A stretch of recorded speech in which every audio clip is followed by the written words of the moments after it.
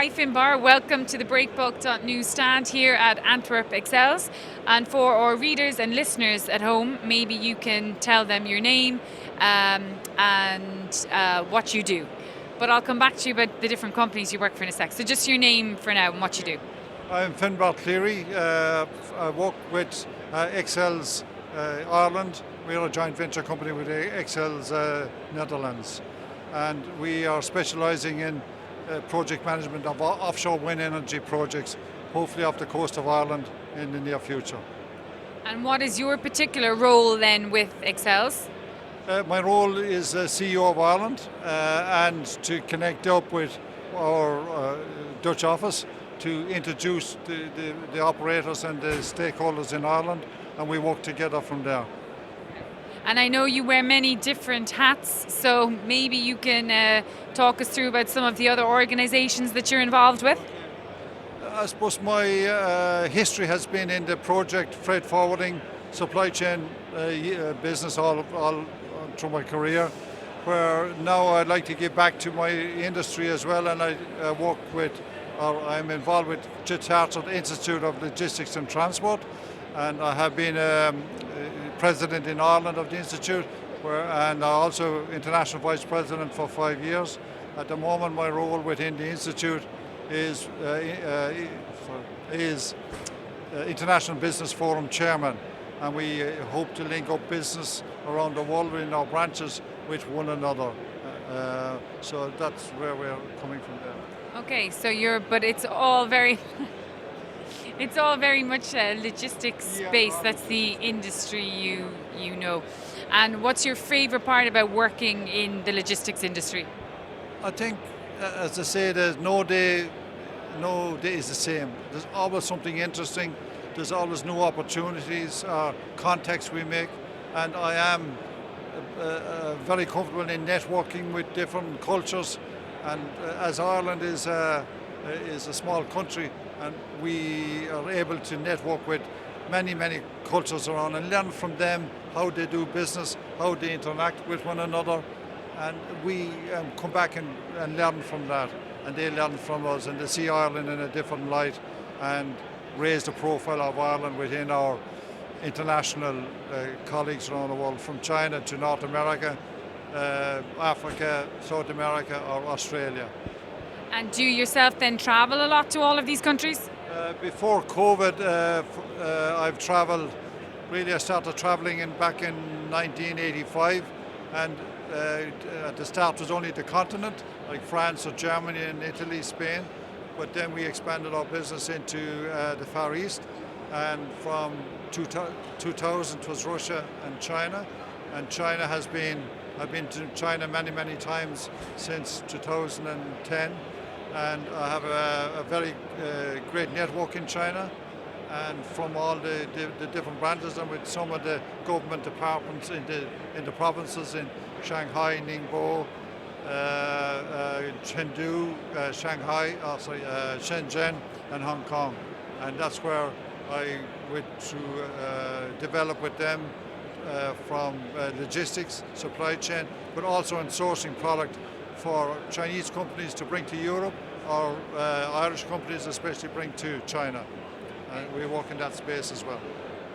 And what are the biggest challenges from a logistics point of view, trying to coordinate projects across the world? So from a logistics point of view, what are the biggest challenges there? The biggest challenge is that we don't know one another, and the last 3 years have been a disaster for the industry, because our industry is all face-to-face, personal growth, personal contacts, and the conference today has been great to come back and meet people again that you hadn't met for over 3 years. Although you're Zooming and you're on all these other social media, there's nothing to beat face-to-face, and and from that you get to trust people.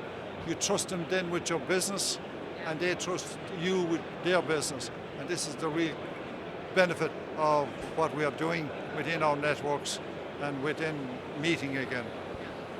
And I know you have some innovative projects that you're planning on starting on the east coast of Ireland with the port of Rosslare. Can you give us some more details about what the plans are there in the coming years? Over the coming years, well, Rosslare has a unique position because it's the only port within the east coast and the southeast coast of Ireland that has the depth and can develop operations for the offshore wind energy. And with XELLZ in Holland and ourselves, we have our idea, our project is to supply and to help these contractors who are developing the offshore with a backup for their maintenance and O&M for years to come. We're also organising and developing with Southeast SETE, Southeast Technical University, training courses specialising on offshore wind energy. And so from that point of view, that's where we are. And things are looking up all the time, and hopefully the funding will come through, and Rosslare will become the hope that it should be for offshore wind energy.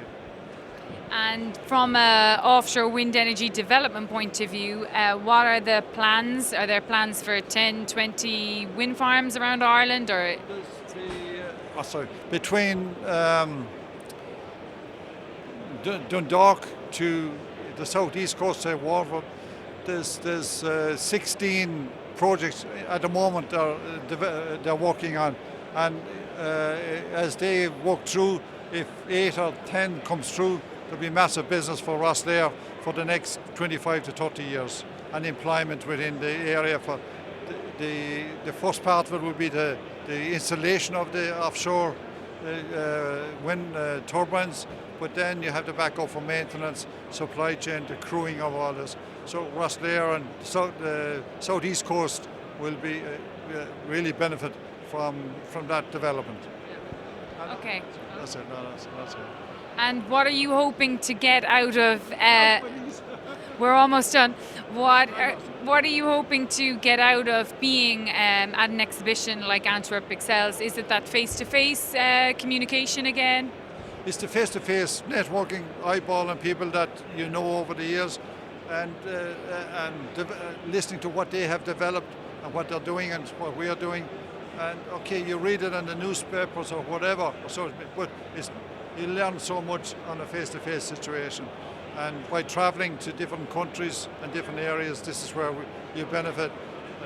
This conference or exhibition today, I've met people from European countries, but also from Middle East, and from America and Canada as well. So in one place you have the whole world at your feet. And this is the benefit of this type of organisation. And although I know them through LinkedIn and all these things, but face-to-face you can't beat it.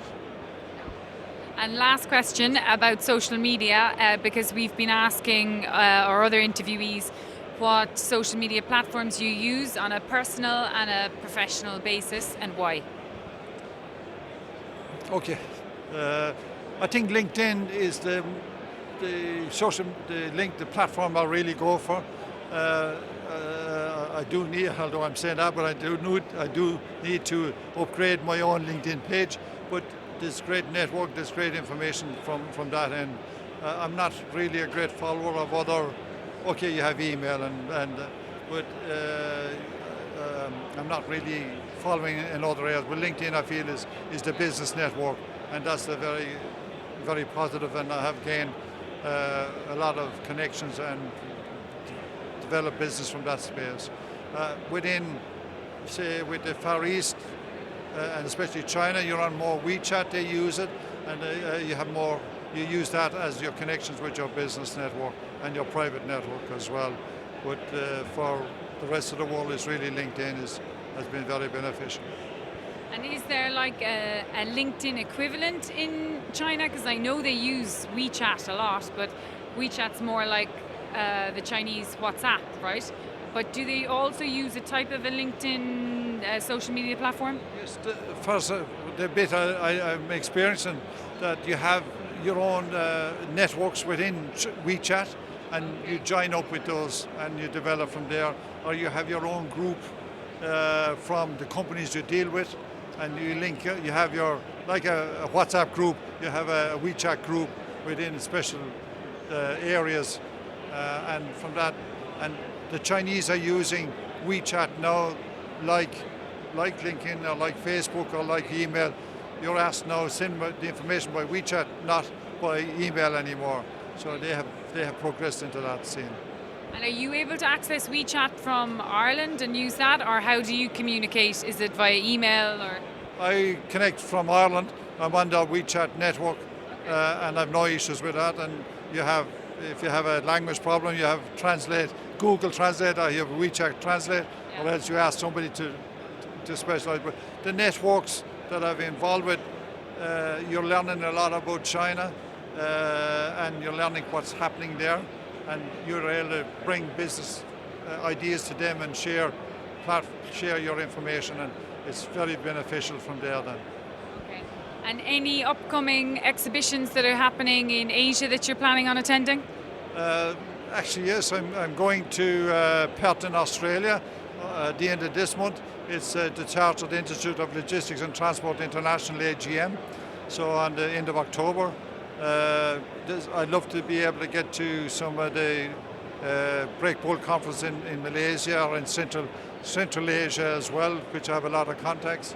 And hopefully next year, by the second half of next year, China will open up and we'll be able to attend the conferences there as well. Okay, well, Finbarr, thank you so much for spending time with us and for answering all our questions, and best of luck for the rest of the show. Thank you very much, Joanne. I wish you the very best. Thank you.